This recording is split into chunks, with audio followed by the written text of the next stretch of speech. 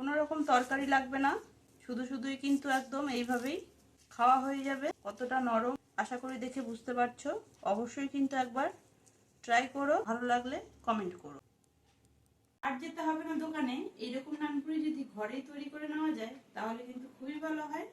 চলো দেখে নিই আজকে কিভাবে তৈরি করব এই সফট নানপুরি। আশা করছি তোমাদের ভিডিওটা ভালো লাগবে। আর সামান্য দুটো উপকরণ দিয়ে কিন্তু তৈরি হবে এত সুন্দর নানপুরি। নমস্কার, আমি কাকুলি, তোমরা দেখছো তোমাদের প্রিয় channel secret cooking diary. Secret cooking ডায়েরিতে কিন্তু তোমাদের সবাইকে স্বাগত। ভিডিওটা প্রথম থেকে শেষ পর্যন্ত দেখো।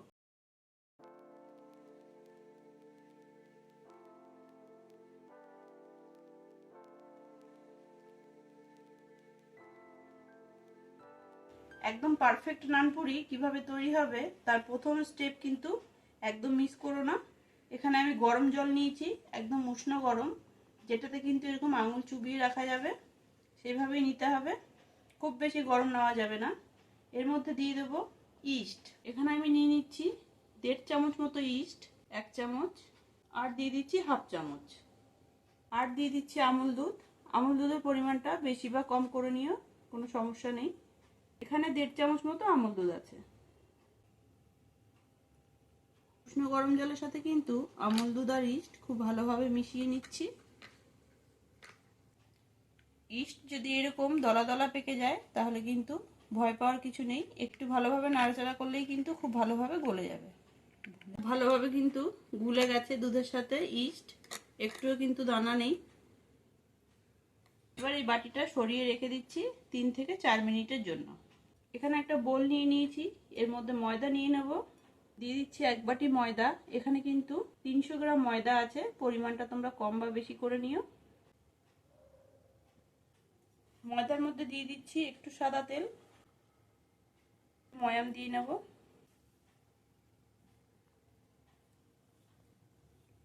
আজকের এই ভিডিওটা প্রথম থেকে শেষ পর্যন্ত দেখো, ভিডিও শেষে কিন্তু থাকবে টিপস।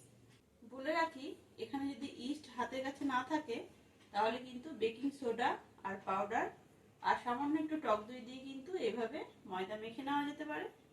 তেল কিন্তু ময়দার সাথে খুব ভালোভাবেই ডলে ডলে ময়াম দিয়ে নিয়েছি। দেখে আশা করি বুঝতে পারছো ময়দাটা যে ময়াম হয়েছে। দুধে ভেজানো ইস্ট দিয়ে কিন্তু ময়দাটা মেখে নেব। দিয়ে দিচ্ছি দুধে ভেজানো ইস্ট, একটু আস্তে আস্তেই দেবো, একবারে দেওয়া যাবে না।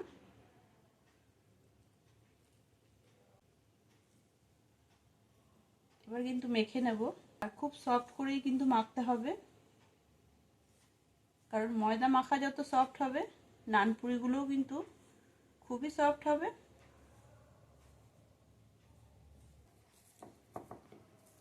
দেখো পুরো বাটিটাই কিন্তু খালি করে দিয়েছি, কারণ পুরো জলটাই কিন্তু আমার লেগে গেছে এই ময়দাটা মাখার জন্য। আর এরকম একটু চিটচিট করেই মাখতে হবে।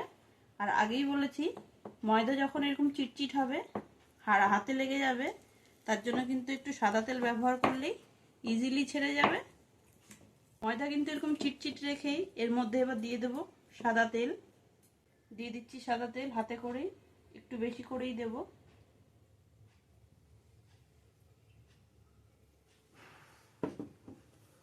সাদা তেল দিয়ে কিন্তু এবার খুব ভালো করে একবার মেখে নেব।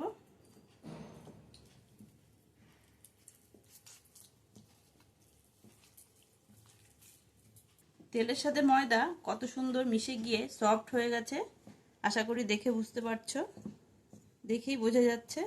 আর তেল কিন্তু একদমই হাতেও লেগে নেই, ময়দাতেও লেগে নেই। যদি ঠিকঠাক মাখা হয় তাহলে কিন্তু পুরিগুলো একদম খুবই নরম হবে।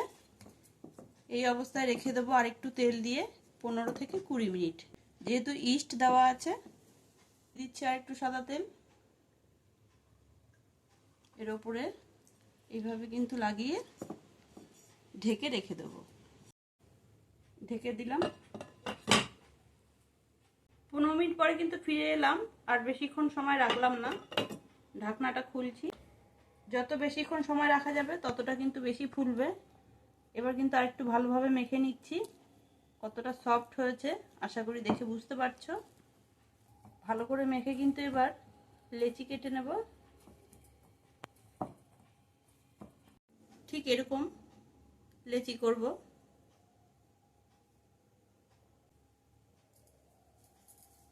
সব লেচিগুলো এইভাবে করে নেব। ঠিক এরকম বড় বড় করেই কিন্তু লেচিগুলো করেছি। এবার কিন্তু খুব ভালোভাবে বেলে নেব।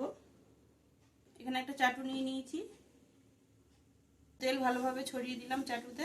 এবার কিন্তু একটা করে লেচি নেব আর এইভাবে বেলে নেব।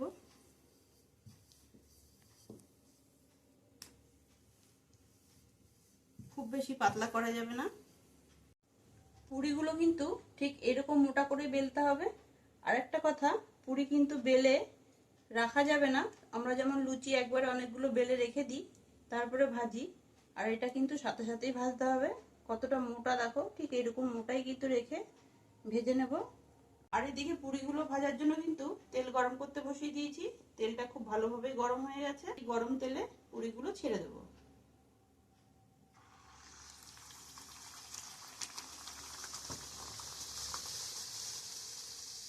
কত সুন্দরভাবে ফুলে উঠছে দেখো। আমি কিন্তু নাড়াচাড়া দিইনি। এবার শুধু একটা হালকা হাতে ঘুরিয়ে দেবো। বেশি ভাজবো না, তুলে নিচ্ছি।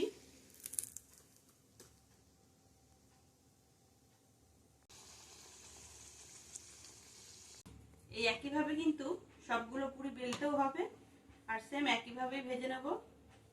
একটু হালকা যদি পছন্দ করো একটু হালকা করে ভেজো, আর যারা একটু ডিপ ভাবে পছন্দ করো ভাজা তারা একটু ডিপ ভাবে ভেজে নিও।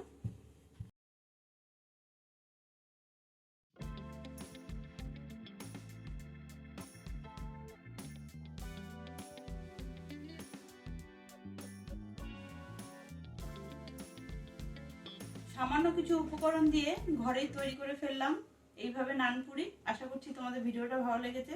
যদি ভিডিওটা ভালো লাগে অবশ্যই কিন্তু লাইক করো, কমেন্ট করে জানিও ঠিক কেমন লাগলো, আর বেশি বেশি করে শেয়ার করে দিও। সিক্রেট কুকিং ডায়েরি চ্যানেলটি সাবস্ক্রাইব করে রেখো এরকমই মজাদার রেসিপি পাওয়ার জন্য। দেখা হচ্ছে এরকমই মজাদার রেসিপির সাথে নেক্সট ভিডিওতে। ততক্ষণ ভালো থেকো, সুস্থ থেকো।